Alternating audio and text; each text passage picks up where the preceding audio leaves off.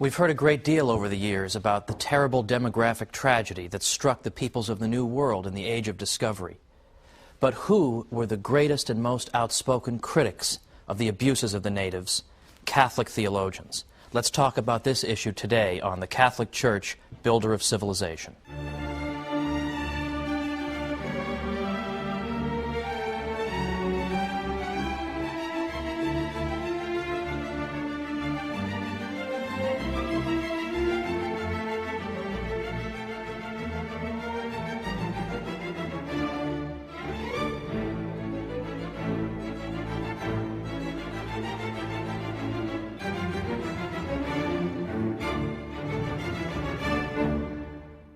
Welcome to the Catholic Church, Builder of Civilization. I'm Thomas Woods.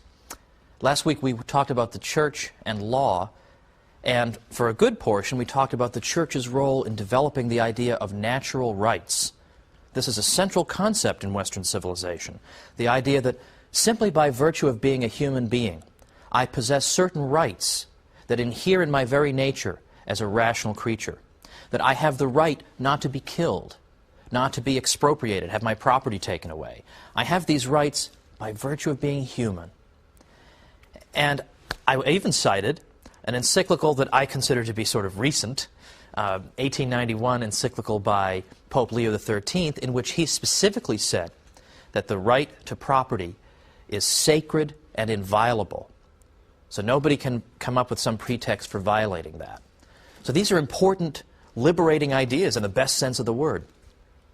Today what we're going to talk about is the extension of this idea of rights to the whole world, and the suggestion that all the peoples of the world enjoy the same fundamental dignity because they're made in the image and likeness of God and they have that rational nature. All of us, identically, share in a dignity that demands the recognition of rights. This is a revolutionary idea. There are not many peoples in the world who have looked around at all the diversity of people in the world and said, let's bestow equal rights on everybody. This is not exactly the most popular idea in the history of mankind, but it came right out of the heart of the Church. Now let's begin by looking at the exact opposite of what the Church teaches.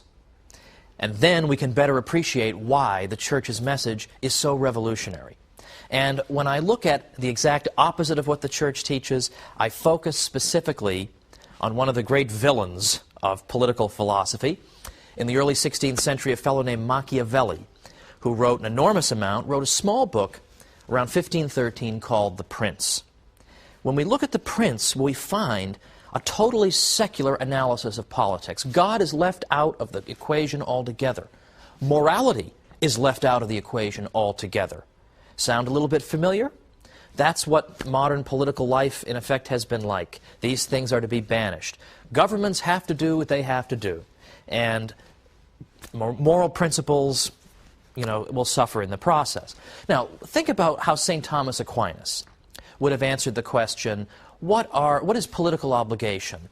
Or what is the nature of the state? Or what is the function of the ruler? And he would have thought, well, God's intention in establishing these institutions was, and then he would have gone on from there. Machiavelli has no truck with any of this. He's not interested in God's intention. That has no relevance to him whatsoever. Instead, Machiavelli looks at the state from the point of view of a cold, calculating theoretician. And in effect, what he wants to do is give advice to rulers. If you want to stay in power, you should do these things. And don't be caught up in moral concerns. Am I allowed to do these things? You have to do what you have to do. Because according to Machiavelli, the worst thing that can happen is the collapse of a state. So the state has to be able to do whatever it feels necessary to do to keep itself functioning. Because were it not for the state, we would all revert to a condition of civil war, of all against all, as in a later century Thomas Hobbes suggested. So therefore, the end that we have in mind, that is, keeping the state functioning and preserving the peace, is very important. So the means to that end become okay, whatever means necessary. So his advice to the prince is do what you have to do to maintain yourself in power, even if that means lying and cheating and stealing, and even worse. So, for example, it was a typical piece of Machiavellian advice to rulers that you should give the appearance of being generous, but don't be so foolish as actually to be generous. Or, it is good for you to be loved by your people, but much more important, if you can't swing that, is to be feared by them. This is classic Machiavellian advice, and part of the reason that Machiavelli despised the church and despised Christianity was that these things taught that states were subject to moral restraints. They were subject to the moral law. Machiavelli's state is subject to nothing other than necessity. And so Machiavelli would have disdained what the Catholic Church taught, that there are virtues that we ought to cultivate. We ought to cultivate the cardinal virtues of prudence, temperance, fortitude, and justice. We ought to pursue the three theological virtues of faith, hope, and charity. All this falls out in Machiavelli's system, for there is only one virtue for Machiavelli, and that is the ability to survive. And that trumps everything, and that extends to states in particular. States have to survive, so they need to be able to do what they need to do. And it is unjust for a state to be held up to moral scrutiny. It won't work, it's impractical, and that, in effect, is Machiavelli's message. Now, the Church condemned Machiavelli's work in no uncertain terms. They condemned it because they believe that there are such things as moral standards when it comes to government. Now, it's one thing for a teenager to go around saying this. This is the typical teenage morality, isn't it? I'm not going to get my moral teaching from any of you people. I'll just live by my own code. You know, every teenager has this view, you know, during the teenage years, and then most of them grow up and realize how stupid they're being. But the typical teenage mentality is, I don't need to read your Bible or listen to your preaching or even listen to my parents. I'll make up my own rules, blah, blah, blah. Now, that's bad enough when a teenager teaches that. But when a government believes that, then you're getting into something very dangerous. So what the Church teaches is that states can not only be held up for moral accountability, but they can also be held up to moral scrutiny in how they interact with other states.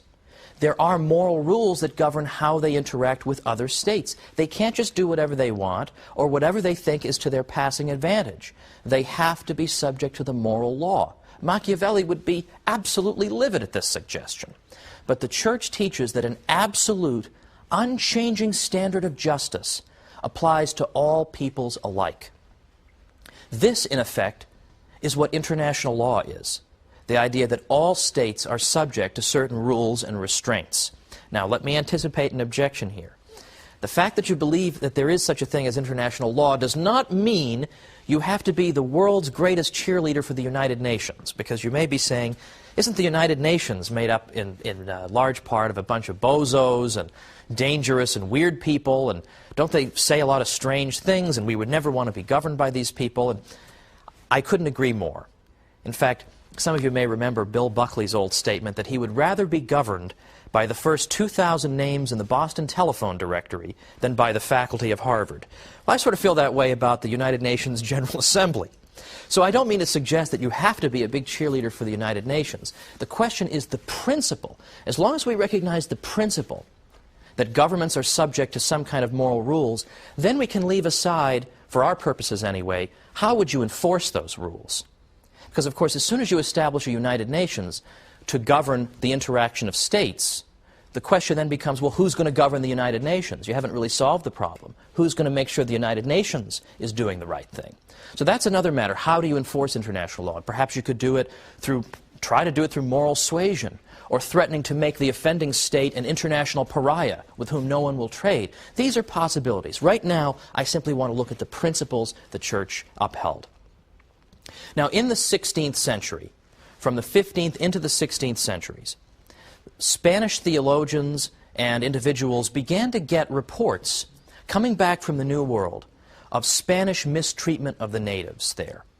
And this provoked a severe crisis of conscience among Spain's philosophers and theologians, because they began to ask themselves, how should we interact with these new peoples? Is our own government these new peoples? Is our own government upholding the moral standards in which we claim to believe? So what it did was it provoked a lot of reflection about the nature of moral obligation. And in particular, the nature of moral obligation on the international sphere. So that is to say, they began asking themselves crucial questions. How should different peoples interact with each other? How should governments interact with each other? Are there absolute rules that should be observed? Well, this interaction between Spaniards and the peoples of the New World provided an unprecedented opportunity for theologians suddenly to entertain these questions. And this is where the idea of international law comes from, as these Spanish theologians are critically evaluating the behavior of their own government. They are deciding that, yes, there are moral rules. And in fact, in some cases, our own government is not obeying them. Now, the very fact that there was a crisis of conscience among Spanish theologians is itself significant. Because think, did Attila the Hun ever stop and say, you know, I shouldn't be looting and raping and pillaging like this. I mean, how dare I do these things? These people have rights just as I do. Well, of course, it never even occurred to him to ask questions like that. Or the Aztecs, for example, who engaged in human sacrifice. We have absolutely no record of any soul-searching that occurred in Aztec civilization, of people stepping back and impartially evaluating their own society and saying, you know what, maybe we shouldn't be ripping the hearts out of people. You know, maybe this is the wrong thing to do. Maybe this is a barbaric custom. We have absolutely no indication of any such critical tradition there. And yet, within the Catholic Church, when Spanish theologians look at the behavior of their government in the New World, that's exactly what they do. Is they begin asking these questions and they begin saying, should we behave this way? And are there in fact general rules we should observe that apply to all peoples? Attila the Hun didn't believe in rules that apply to all peoples. There were rules that applied to him and rules that applied to everybody else. And that has been the typical way peoples have understood their interaction with the world. We are the good people, everybody else is a barbarian, and we treat them accordingly. So this is an advance of no small significance. Now, we're coming up to the break, but when we come back, we're going to meet a figure of extraordinary importance, Father Francisco de Vitoria, who was a professor at the University of Salamanca, to which I have referred many a time.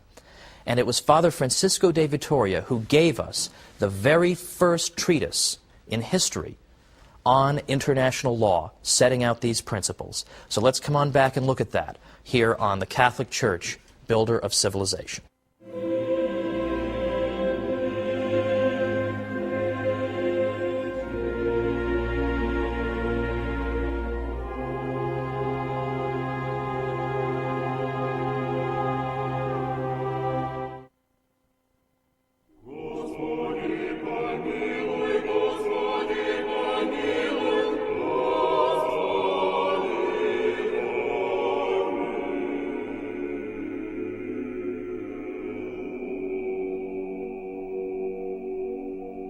Welcome back to the Catholic Church, Builder of Civilization. I'm Thomas Woods. We're looking today at international law. Sounds like kind of a dry subject, but as you can see, it actually isn't at all. Because the idea of international law simply means that there are certain fixed rules that everybody has to observe. And that you can't say that, well, this people is more backward than we are, or they haven't achieved what we have, so we can just trample them and this and that. There's nothing like that in what the Catholic Church teaches. Now, just before the break, we were talking about what happened when people in Spain began to hear about some of the abuses toward the natives of the New World at the hands of some Spaniards. And so, in fact, Spanish theologians began thinking about all the implications and consequences of this. They began thinking about the questions they needed to ask. Are there rules that should govern the interaction of peoples? What are those rules? Is our own government living up to those rules? Well, Father Francisco de Vitoria, whom I mentioned immediately before the break, was a professor at the University of Salamanca.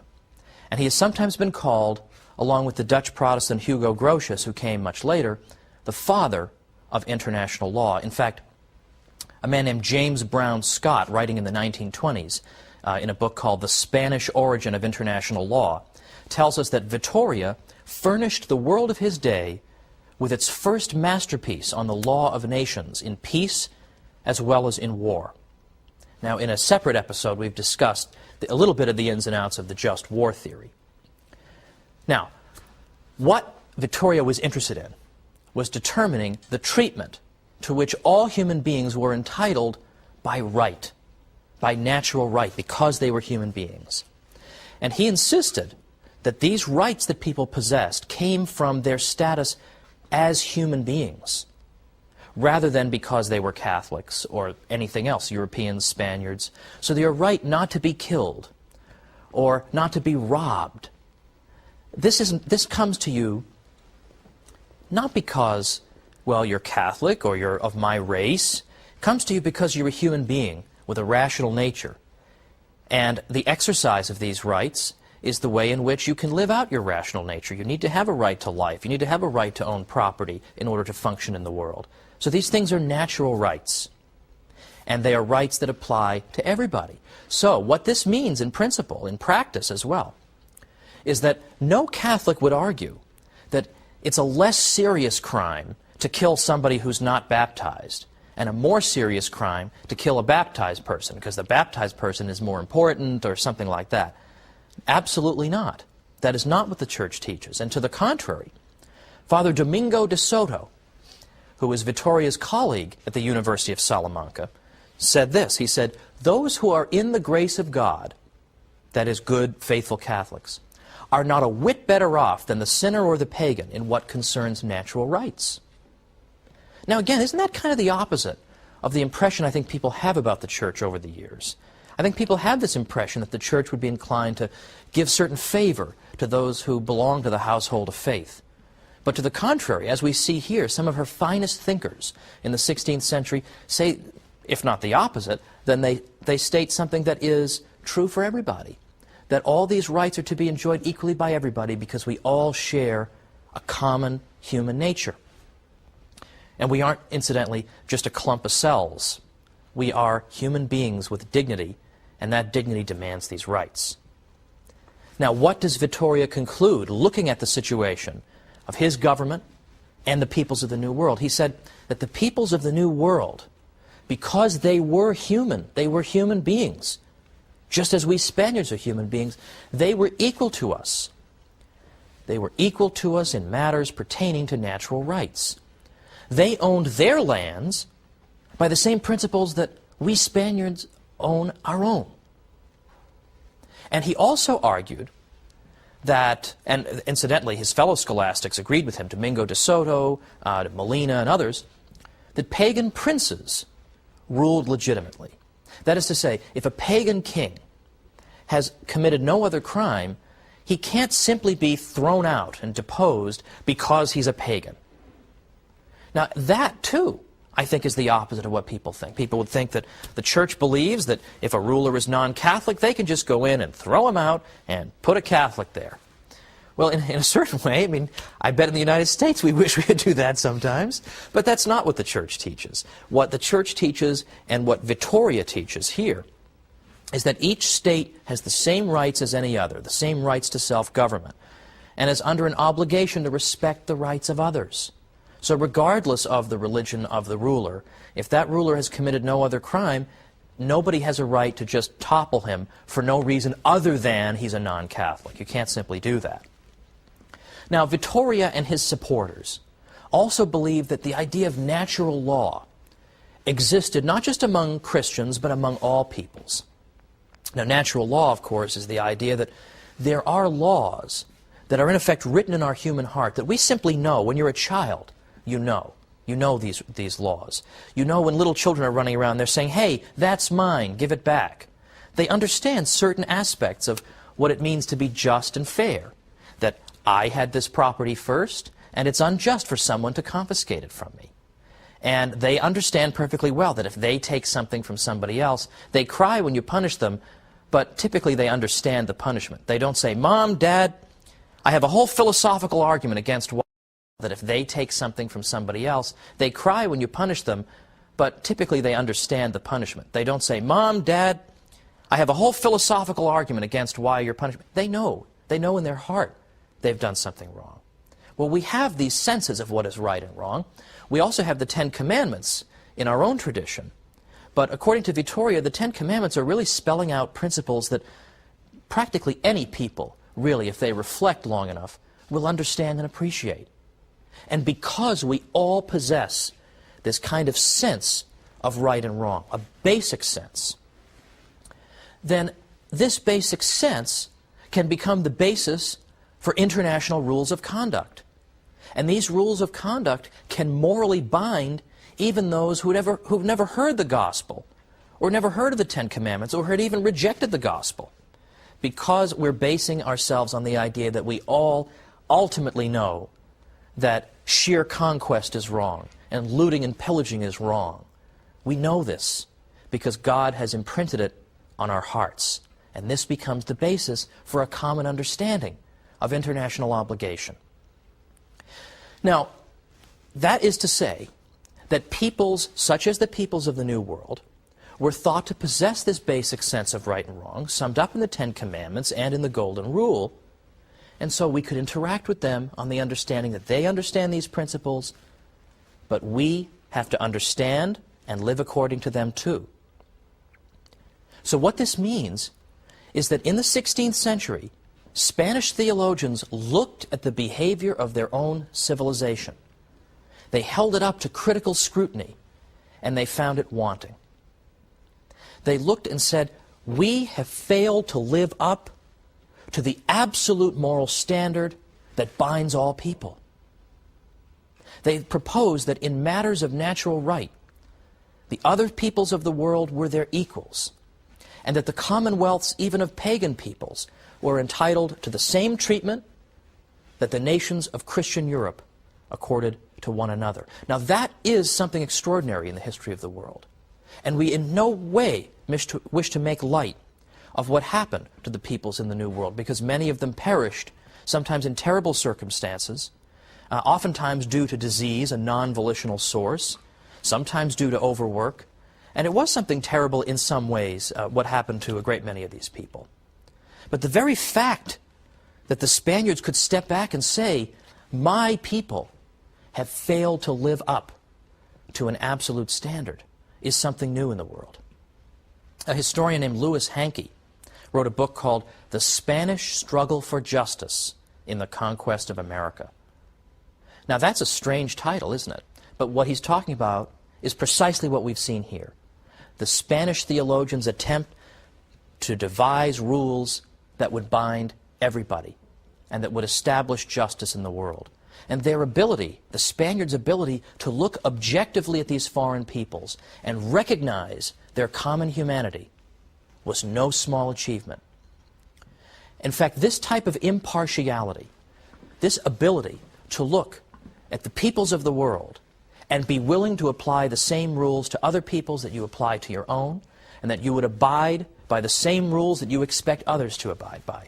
This impartiality is not exactly embedded in every civilization. In fact, we need look no further, for example, than the American Indian cultures, which, for whatever their merits, did not possess the ability to look impartially at the world and hold themselves up to a common moral standard. The Harvard historian Samuel Eliot Morison said that the Indians of the same region or language group did not even have a common name for themselves, and that each tribe called itself something like "we the people" and referred to its neighbors by a word that meant the barbarians, or sons of she-dog, or something equally insulting. Well, if that's your view, that you are the people and everybody else are the barbarians or sons of the she-dog, how are you going to be able to come up with impartial rules governing both you and the barbarians? It's not going to happen. So the idea of an international order of states, some large, some small, of varying levels of civilization and refinement, operating on a principle of equality, one toward the other, this could not have found fertile ground amid that kind of narrow chauvinism, a kind of chauvinism that has been all too prevalent in the history of the world. So it's thanks to the Catholic conception of the fundamental unity of the human race that we're able to think in terms of universal principles governing all peoples. So when we criticize Spanish excesses in the New World, therefore, it's largely thanks to the moral tools provided by the Catholic theologians of Spain itself that we're able to do so. The Peruvian poet Mario Vargas Llosa, when he spoke about these Spanish critics of their own government's policy, he said this: "They fought against their fellow men and against the policies of their own country in the name of a moral principle that to them was higher than any principle of nation or state." This self-determination, this capacity for criticism of your own civilization could not have been possible among the Incas or any of the other pre-Hispanic cultures. In these cultures, as in the other great civilizations of history foreign to the West, the individual could not morally question the social organism of which he was a part. Well, let's conclude now by saying that we have seen that, in theory, the Catholic Church has set up and established and defended these universal moral principles. And perhaps they have been observed in the breach at times, but these are the principles. And the additional principle, of course, is that there's to be no forced conversion. That's in canon law. All these things are Catholic principles. What we're going to see next time is an aspect of modern history that's often been forgotten, when anti-Catholic or atheistic states in effect establish the opposite principle, that people have the opposite of rights because they're Catholic. Because they're Catholic, they can be imprisoned or tortured or killed. And we are once again going to see this glorious witness of Catholics in the face of devastation. Join me for the Catholic Church, Builder of Civilization.